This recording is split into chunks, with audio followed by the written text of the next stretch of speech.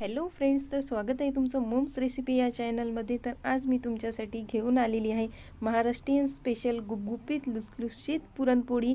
आणि यावेळचं पुरण इतकं सुंदर झालं आहे ना, लोण्यासारखं मऊसूत पुरण झालं आहे। पोळी अगदी अर्ध्या मिनिटात भरपूर पुरण असूनही सुद्धा लाटल्या जात आहे आणि मी अगदी स्टेप बाय स्टेप सविस्तर कृती सांगितली आहे। तर चला पटकन सुरुवात करूया आपल्या रेसिपीला।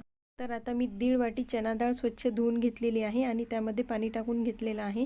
आता आपण कुकर गॅसवरती लावून देऊ आणि 3 ते 4 शिट्ट्या होऊ देऊ। 3 ते 4 शिट्ट्या होऊ देणं हे आवश्यक आहे, कारण की डाळ एकदम मऊसूत शिजली पाहिजे। तर 4 शिट्ट्या झालेल्या आहेत। चला बघूया आपली डाळ शिजली की नाही। हे बघा, अशी डाळ शिजू द्यायची आहे। मस्त आपली डाळ शिजलेली आहे।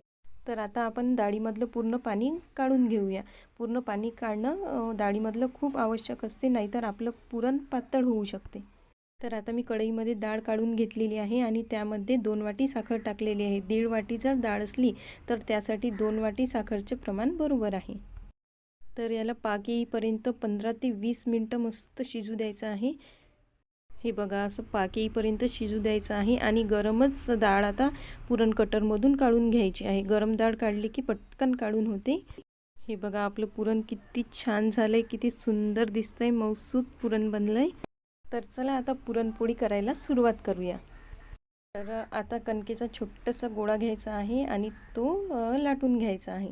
तुम्ही कुठनं हा व्हिडिओ बघताय मला नक्की सांगा कमेंट करून, आणि तुम्हाला पुरणपोळी अशी लुसलुशीत गुबगुबीत पुरणपोळी कोणाला आवडते ते पण सांगा।